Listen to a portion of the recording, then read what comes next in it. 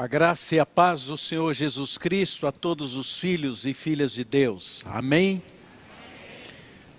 Um amenzinho assim de quem crê. Amém? Graças a Deus. Diga comigo, Deus é bom. Deus é muito bom. Deus é bom demais. Deus tem cuidado das nossas vidas. O Senhor tem nos abençoado. O Senhor tem nos dado uma família. O Senhor tem nos dado uma igreja. O Senhor tem nos dado a condição para a gente viver, para a gente trabalhar. O Senhor tem nos dado tantas bênçãos, que o nosso coração, quando a gente vem a um culto, deve ser cheio de gratidão, por causa dEle. Não só pelas coisas que Ele nos faz, mas por causa do que Ele é, e principalmente por causa daquilo que Ele fez na cruz do Calvário. Ele deu a sua vida por mim e por você, mas Ele não deu a sua vida apenas por mim e por você. Ele deu a sua vida pela igreja do Senhor Jesus Cristo. A igreja somos nós. A igreja é a reunião dos filhos e filhas de Deus. A igreja é o lugar, é o espaço onde os filhos e as filhas de Deus se encontram. E nesta noite eu queria conversar um pouco com os irmãos sobre a igreja. E para isso, a partir do livro de Atos, no capítulo 9, e no livro de Coríntios, capítulo 12, nós vamos conversar um pouco sobre a igreja enquanto corpo de Cristo, ou sobre como nós devemos viver como igreja e como corpo do Senhor Jesus. É muito interessante que a igreja, ela tem, a própria Bíblia diz isso, diz que ela é um mistério. Assim como para a gente crer em Jesus, a gente depende de uma, vamos dizer assim, de uma compreensão espiritual, que a gente pode chamar de uma revelação. Para a gente crer em Jesus, depende basicamente ou totalmente daquilo e da forma como Deus trabalha o seu coração para que você venha a crer nele. Nós não sabemos disso, nós não percebemos, mas à medida em que nós somos vivendo, Deus foi trabalhando a nossa vida para que a gente pudesse chegar a um determinado momento e a gente de fato cresce de verdade nele e tomasse a consciência de quem é Jesus e do que Ele é, de que Ele é Jesus Cristo, o Senhor, aquele que morreu na cruz, ressuscitou, foi ao Pai e voltou para morar nos nossos corações através do Espírito Santo. E agora Ele habita em nós, e a palavra de Deus é muito clara, e isso não acontece assim como a gente imagina, isso é uma iniciativa do Senhor, isso é uma graça de Deus que vem ao nosso encontro. Aí então, em um determinado momento, Ele invade a nossa vida, e nos transforma, nos muda, e vai nos transformando a cada dia, e nós vamos sendo transformados pela graça dEle. A igreja é um mistério. A igreja tem muitas características, porque as pessoas são absolutamente diferentes. Toda igreja local, todo grupo que se reúne, ela tem características que a gente, como pastor, fica observando e orando a Deus para que o Senhor nos dê uma palavra que sempre permita que as pessoas entendam e compreendam o que é a igreja. Veja bem, numa igreja como a nossa, por exemplo, nós temos aqueles que são mais tradicionais. Eles têm uma estrutura mais tradicional na sua forma de ver a vida. Então eles são mais conservadores, eles têm mais dificuldades de entender determinadas coisas que acontecem na própria igreja. A gente tem aqueles que são tradicionais em relação, por exemplo, aos costumes. Então eles acham que as pessoas, para vir à igreja, elas deveriam vir ou devem vir de terno e gravata, vamos dizer assim. É evidente que a roupa, durante muito tempo na igreja evangélica, foi uma preocupação de muitos. Eu mesmo vivi isso muitas vezes, ainda hoje, de vez em quando alguém chega e se aproxima e diz: pastor, eu acho que o senhor devia dar uma palavra sobre as roupas. E eu fui aprendendo, desde o início na minha vida cristã, que quando Cristo entra no coração de alguém, as mudanças de comportamento, elas vão acontecendo, à medida que as pessoas vão compreendendo o Evangelho. A palavra de Deus diz que o Senhor, que o Espírito Santo, nos guia em todas as coisas. Então essa questão dos costumes, por exemplo, relativos a essas coisas que eu estou falando, é o Senhor quem nos convence. Alguns são muito preocupados com o comportamento, como as pessoas devem se comportar. E eles são bem específicos, e algumas coisas é tipo assim: pode dançar, não pode dançar, pode fumar, não pode fumar, pode beber, não pode beber. Alguns são muito preocupados com isso. E novamente, à medida que as pessoas compreendem a Deus, elas vão sendo libertas, elas vão sendo tratadas, elas vão ganhando bom senso nas coisas. As mudanças nunca acontecem de fora para dentro, elas sempre acontecem de dentro para fora. Elas acontecem quando Cristo vem no coração. Na igreja, a gente tem pessoas que são muito preocupadas com as questões doutrinárias. Alguns são bem radicais e eles confundem determinados textos da palavra de Deus e acham que da forma como eles aprenderam um dia no convívio com uma determinada igreja, é que eles devem viver na igreja que eles estão. Então alguns vêm de determinados ensinos e eles acham que a igreja onde eles congregam deve ser como a igreja que eles participavam quando eles tinham 5 anos, 6 anos, 10 anos, quando eles eram crianças. É muito comum algumas pessoas me darem algumas sugestões de como eu deveria desenvolver a minha espiritualidade, as minhas pregações, as minhas orações. Eu as ouço todas e as coloco diante do Senhor. Mas as comparações, elas nem sempre são adequadas.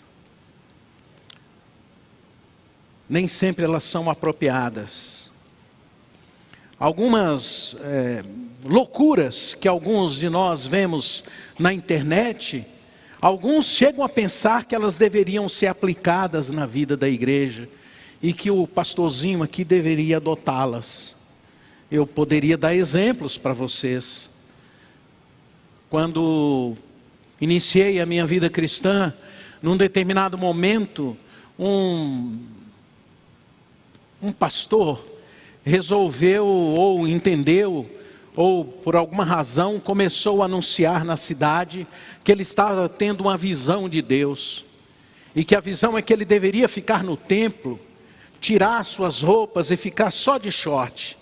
E ele deveria deitar numa cama no centro do templo, e ali ele ia recebendo visões a respeito das pessoas, e quem tivesse que falar e receber a visão que ele dizia ter, deveria ir até a ele, e isso foi anunciado, foi proclamado nos meios de comunicação, e muitas pessoas começaram a ir. Então um irmão, ou alguns irmãos, começaram a vir até mim e perguntar o que era aquilo. E eu entendi que aquilo não tinha nada a ver com o Evangelho, e que aquilo não procedia de Deus. Alguns ficaram muito bravos comigo, e até 2 pessoas, pelo menos que eu me lembro, deixou a igreja por causa daquilo que eu havia dito. Mas outros disseram: pastor, o senhor pode encher a igreja está lotada, o senhor podia buscar mais a Deus, para que Deus também te desse uma visão. Alguns são tão preocupados com esses detalhes doutrinários, e são tão conduzidos por essas coisas, que às vezes eles não conseguem entender o que é a igreja do Senhor Jesus. A igreja tem pessoas que são muito sensíveis. Por qualquer coisa elas ficam sensibilizadas. Se o pastor passar a cumprimentar alguns, hoje, por exemplo, quando eu cheguei aqui, o meu coração estava muito grato a Deus pelas pessoas que têm trabalhado aqui, por aqueles que servem nessas câmeras, por aqueles que servem aqui nos bastidores e que raramente a gente consegue se referir a eles devido a tantas coisas que a gente tem, por essas pessoas que cantam aqui no louvor, que são todos voluntários, estão ali dominicalmente, de manhã, à tarde, à noite, servindo. E quantas observações, às vezes sem nenhum sentido, a gente ouve a respeito dessas pessoas. Para mim, que sou pastor, deveria ser assim, deveria ser daquele jeito, deveria ser daquela maneira. E quando eu cheguei, eu comecei a cumprimentar essas pessoas e agradecê-las por elas estarem aqui servindo ao Senhor. E provavelmente eu não pude cumprimentar todos que estavam. E eu espero que você não tenha ficado chateado com isso. Mas alguns ficam se você passar por elas e por alguma razão você não as cumprimentar. São muito sensíveis. Alguns não têm sensibilidade nenhuma.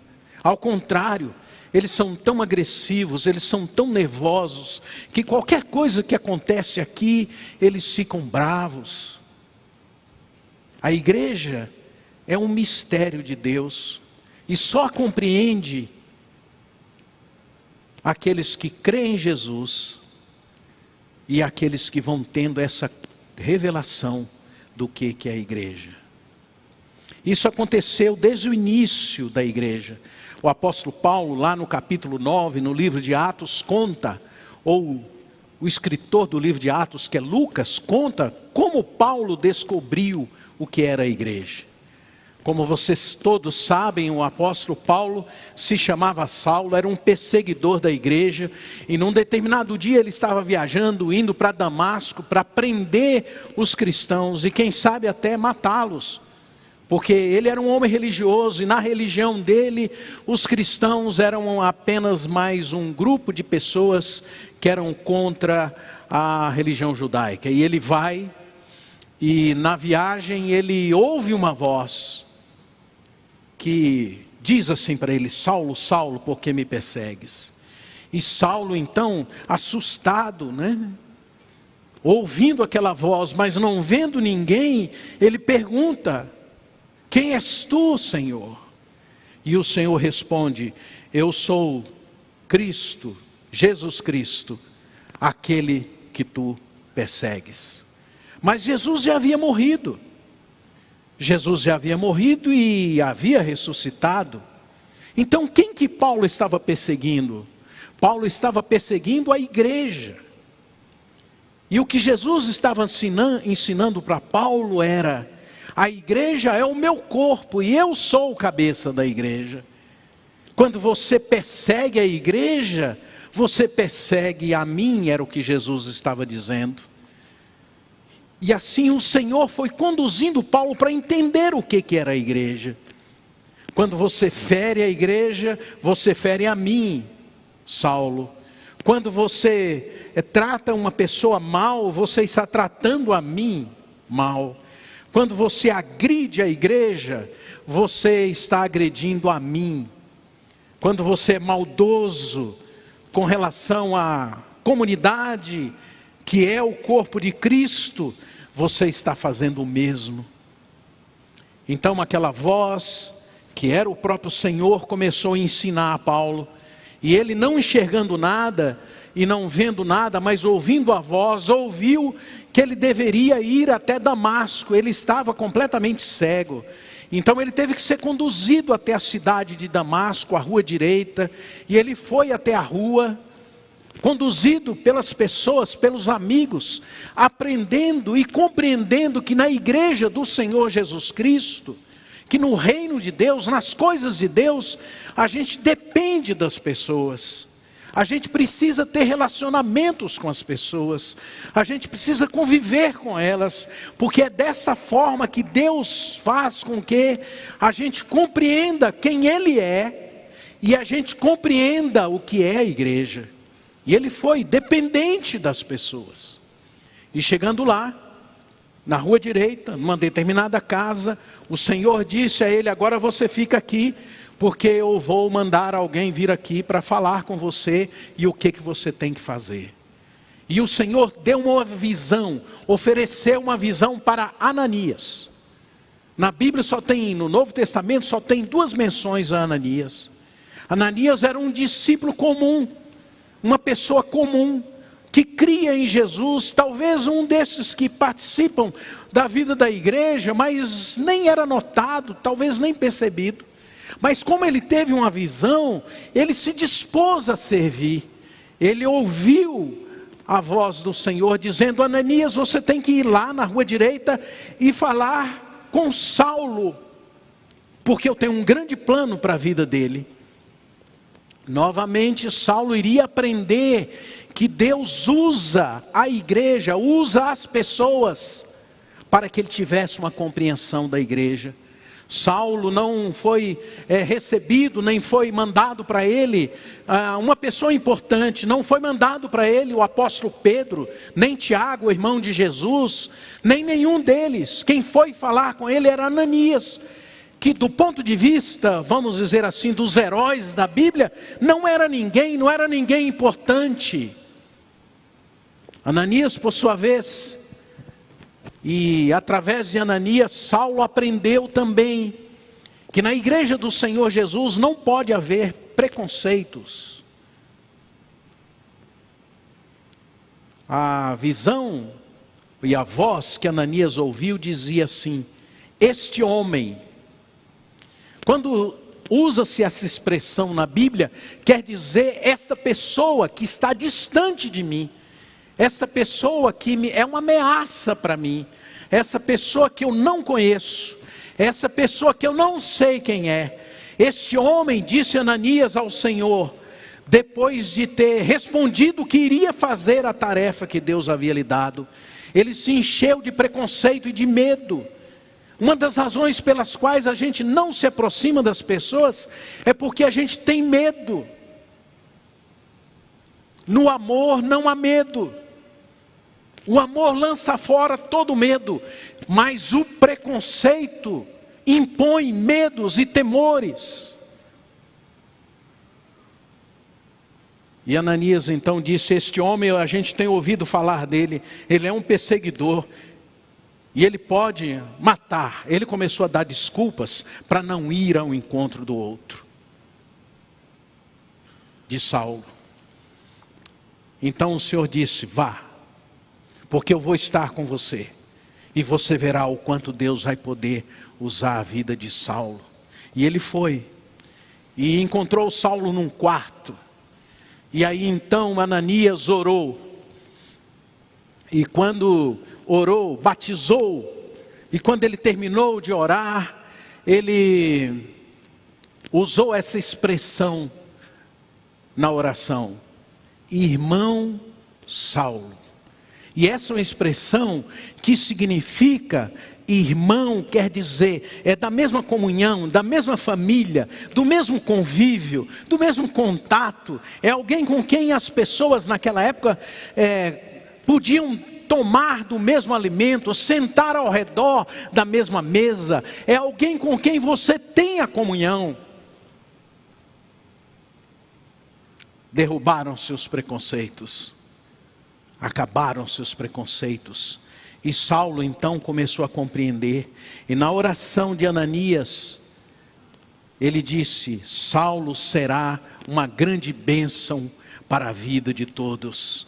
E Saulo foi o homem usado para pregar aos gentios, porque ele compreendeu que Jesus é para todos os que creem, não só para os judeus, mas para todos. E ele compreendeu também que na igreja do Senhor Jesus Cristo não há muro de separação e de preconceitos. Todos que creem em Jesus fazem parte do corpo de Cristo e devem obedecer. Por isso que Paulo aprendeu como a igreja deve funcionar. E eu queria então, a partir do texto de 1 Coríntios capítulo 12, dar esta ideia aos irmãos, de como o corpo de Cristo, ou como a igreja deve funcionar. Em primeiro lugar, não há como a gente se negar ao corpo de Cristo, porque também o corpo não é um só membro, mas muitos. Se o pé disser, porque não sou mão, não sou do corpo, nem por isso deixa de ser do corpo. 1 Coríntios 12, 14 e 15. Não existe nenhuma possibilidade de alguém ser um filho de Deus, crer em Jesus e não participar da vida da igreja. Não há como isso. E ultimamente há muita gente dizendo que isso é possível. A igreja é a reunião dos filhos de Deus. E como eu disse no início, a igreja não é perfeita. O próprio Jesus diz isso. Ele diz que quando ele lançava a rede, ele colhia peixes bons e peixes ruins. Vocês já leram isso na Bíblia? Eu fui pescador quando era criança, pescador de rede. E lá funcionava assim: o dono da rede fazia, a gente chamava de arrastão, morava num vilarejo de praia, fazia o arrastão, que é você jogar a rede no meio, numa certa altura do mar. Um grupo pega nessa ponta, o outro grupo pega naquela, e a gente ia puxando. E eu, criança, ia para ajudar a minha família a ter uns peixinhos para comer. Então, quando chegava os peixes na beira, na praia, e a gente arrastava aquela rede, os melhores peixes eram escolhidos pelo patrão. E os miudinhos, os menores, eram dados para as crianças, e eu os pegava e levava para minha casa, para que a gente pudesse comer. Era uma delícia. Peixes bons e peixes não tão bons. É assim a igreja. Eu espero e eu oro para que você faça parte dos peixes bons. Ué, gente, brincadeirinha, gente. Está valendo, né? A Bíblia diz também, e Jesus diz, que o joio e o trigo nascem junto. Mas que a separação, ela só vai se dar na eternidade.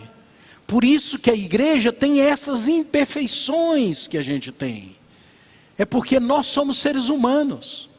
Então, quando você crê em Jesus, você pertence a um grupo que crê e ora ao Senhor Jesus, e busca Jesus, e crê em Jesus. Você é parte do corpo, apesar das nossas imperfeições. Você está ligado ao cabeça, que é Jesus Cristo. Então, por isso, você não pode se negar.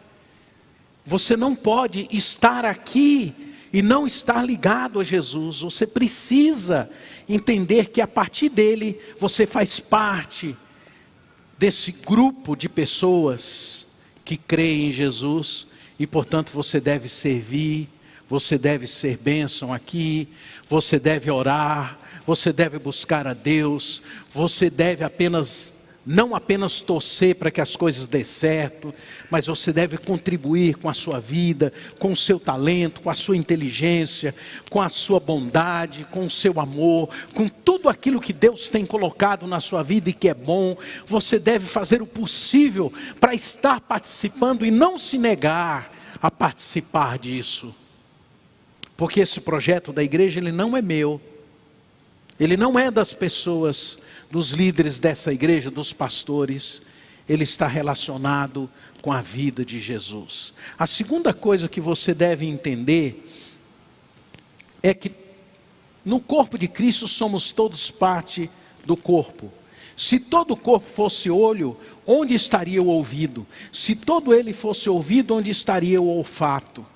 Mas Deus dispôs membros, colocando cada um deles no corpo, como Ele quis. Se todos, porém, fossem um só membro, onde estaria o corpo? Então tem pessoas que elas acham que a igreja tem que ser do jeito delas. É por isso que a gente tem na igreja, como cada um começa a querer que a igreja seja do jeito dele, a gente começa a ter na igreja uma espécie de uma hidra, com muitas cabeças.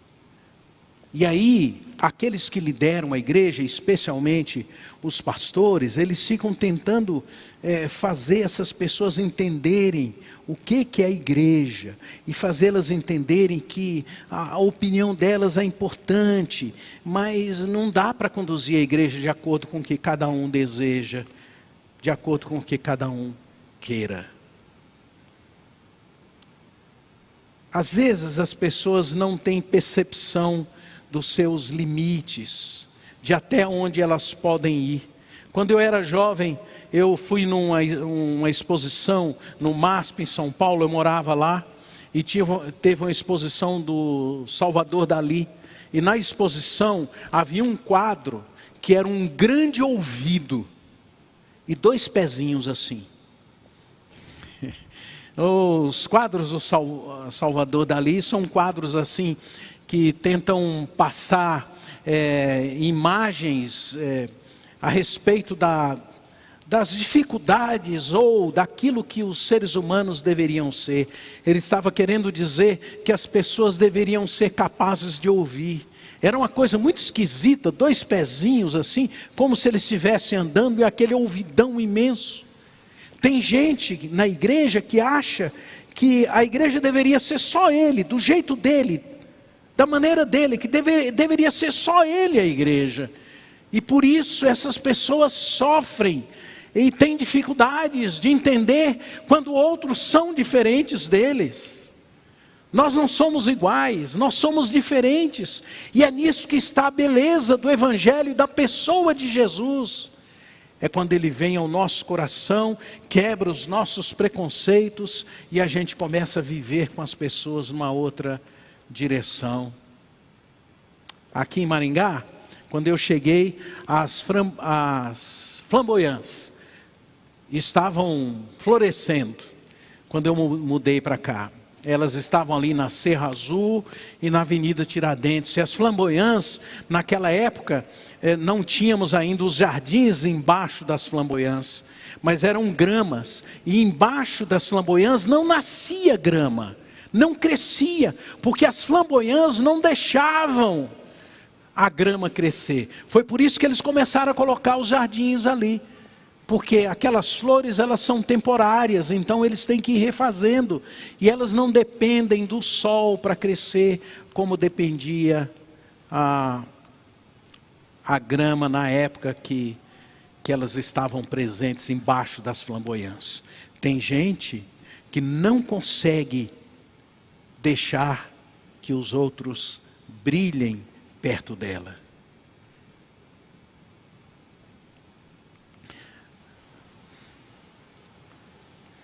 A outra coisa que Paulo nos ensina é que no corpo de Cristo não se isola irmão ou irmã. Os olhos não podem dizer à mão, não precisamos de você. E a cabeça não pode dizer aos pés, não preciso de você. Eu não sei se isso acontece com você ou se já aconteceu alguma vez, mas quando eu era jovem, eu tinha um pouco de dificuldade com algumas pessoas. Eu tinha um certo preconceito com alguns. Eu olhava para alguém e eu não ia muito com a cara da pessoa. Eu não sei se isso acontece. Só aconteceu comigo, acontece com você. Você já olhou para alguém e falou, tá difícil. Já? Já aconteceu isso aqui? Ou isso é só comigo que acontece? Vamos falar a verdade, gente? Não precisa falar não. Deixa para lá. Mas a gente cria preconceitos que nascem do nada. Geralmente eu tinha esses preconceitos com as pessoas que tinham os defeitos que eu tenho. Ou que eu tinha, né? 2 deles não mudaram muito, continuam. E por isso eu vou falar deles, porque é mais fácil falar deles do que talvez incluir você. Mas se você se identificar, não tem problema. Geralmente, a gente cria preconceitos e a gente isola, cancela as pessoas quando elas fazem alguma coisa que nos ofende, ou quando elas têm alguma coisa que nós não gostamos em nós mesmos. Aí nós cancelamos alguma reação, alguma atitude, algum jeito de ser. Quando eu olhava para a pessoa, a primeira coisa que eu observava nela era o tamanho. Será por quê? O que vocês acham? Porque no meu tamanho, eu olhava para uma moça, por exemplo, um pouco mais alta, eu sabia com 18, 19 anos que eu não ia ter chance com ela. Então eu não gostava dela, já de cara. Ai, essa menina, hein? Nossa, como é metida. Já aconteceu isso com você? Porque o defeito que eu tinha, qual que é? Ser baixinho, gente. Então eu presto atenção no outro. E o defeito que eu tenho, eu diminuo na outra pessoa. Geralmente a gente cria os preconceitos assim. Mas na igreja do Senhor Jesus, nós precisamos de todos. Ninguém pode ser cancelado. Ninguém. Nenhum de nós podemos viver sem a presença do outro. No corpo de Cristo constrói-se a unidade. Você precisa ser uma resposta a Deus. Jesus orou pela unidade. Jesus orou para que nós fôssemos um, assim como o Pai, Ele e o Pai eram um. Então, a oração de Jesus que está lá em João, a partir do capítulo 15, de João, é para que nós nos tornássemos um corpo. Nós nos tornássemos uma só pessoa. Você precisa ser essa resposta. Então a unidade não é só pelo fato da gente se reunir. A unidade acontece no nosso coração. É um desejo dentro de você. É o desejo de você ir ao encontro do outro. É o desejo de você ter comunhão com o outro. É o desejo de você conviver com a outra pessoa. É o desejo de você fazer pontes entre as pessoas. É o desejo de você ser bênção para as pessoas. É o desejo de você estar unido com as pessoas. E você tem que fazer isso, porque essa é a oração que o Senhor faz por nós. Pai, eu oro para que eles sejam um, assim como eu sou um contigo. A unidade está dentro do nosso coração, não está do lado de fora. Paulo compreendeu isso, é por isso que ele fala isto. Ele diz assim: para que não haja divisão no corpo, mas para que os membros cooperem com igual cuidado em favor uns dos outros, de maneira que se um membro sofre, todos sofrem com ele. E eu quero encerrar dizendo para vocês que no corpo de Cristo a gente nunca desiste de demonstrar amor. É incrível como as pessoas têm dificuldades de amar. Geralmente a gente tem dificuldade de amar porque a gente não foi amado ou não se sente amado. Quando você crê em Jesus, a primeira consciência que vem no coração é de que Cristo morreu na cruz porque Ele te ama ou porque Ele me ama. Comigo aconteceu assim. Eu estava numa igreja e começaram a cantar uma música, e a música dizia assim: pode os teus pais te abandonar, pode um amigo te faltar, Deus está sempre ao teu redor a te guiar. E eu entendi que Cristo havia dado a vida dele por mim. É pessoal. Se você não crê que Deus o ama e que a vida dele foi dada na cruz por amor a você, você vai ter muita dificuldade de amar. Mas quando você crê em Jesus, você começa e deseja amar. Amar os que estão perto de você, amar os que te ofenderam, te agrediram, amar os que estão distantes dele, e aquilo toma conta do seu coração. Eu me lembro, gente, que começaram a vir na minha mente as pessoas que haviam me agredido, me ofendido, quando eu era criança, batido, abusado.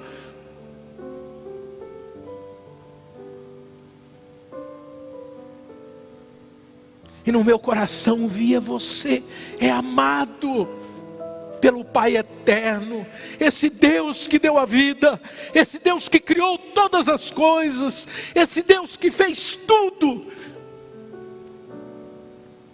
Bilhões e milhões de astros, esse Deus parou tudo e veio porque te ama. E eu fui tomado de um desejo de ir ao encontro daquelas pessoas que tinham me ofendido e dizer para elas: olha, agora eu tenho alguém que me ama, e Ele me faz capaz de perdoar você por aquilo que você me fez.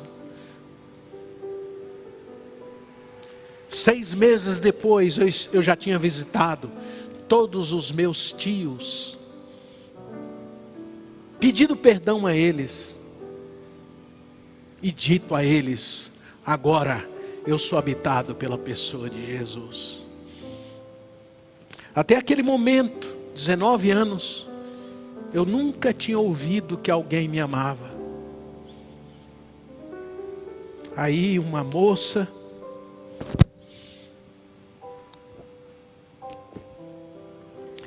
um dia ela disse assim para mim: Jesus te ama, com um amor que eu não posso te dar, mas eu quero te dizer que eu amo você.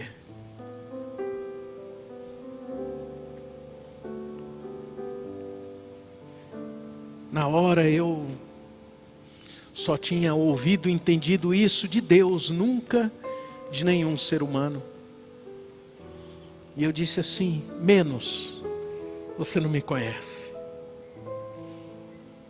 Mas ela foi me conhecendo e conhecendo os meus defeitos, e ela continuou dizendo que me amava. Aí um dia eu casei com ela, a Ednai. E aí eu fui aprendendo que eu deveria amar. Primeiro crer nesse amor de Deus, depois amar.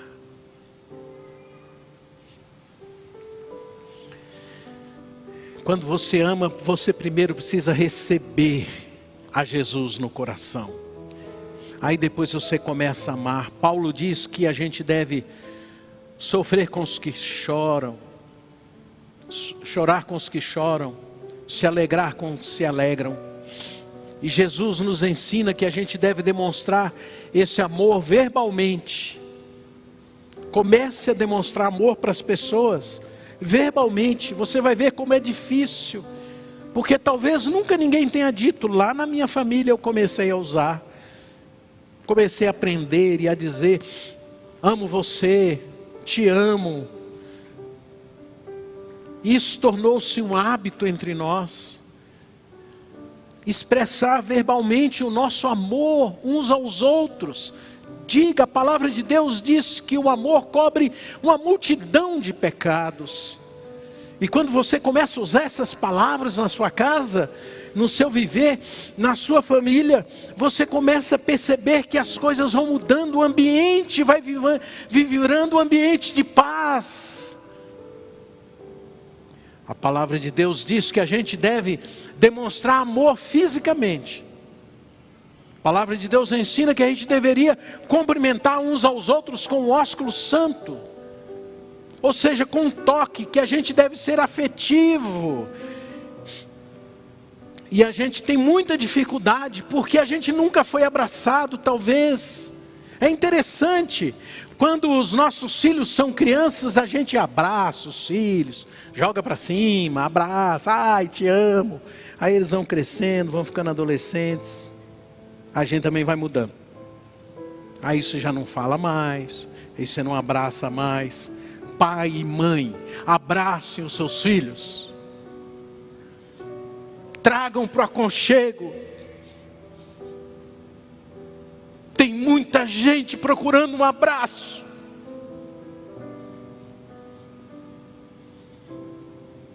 Muitos adolescentes, por não encontrar um abraço no pai e na mãe, vão encontrar em pessoas adultas que estão longe de Deus.